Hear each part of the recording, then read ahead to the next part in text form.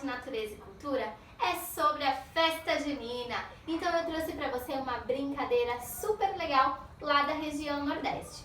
Então, ó, vamos precisar de uma colher e bolinhas. Se você não tiver bolinha, pode ser ovos cozidos. Então aqui nós separamos a colher e as bolinhas. Então vamos marcar a linha de partida e a linha de chegada.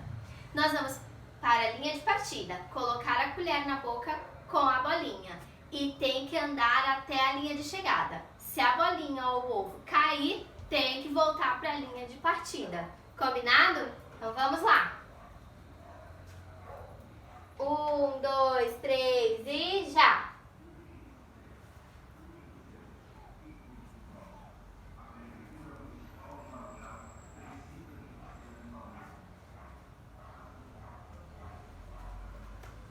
Muito bem!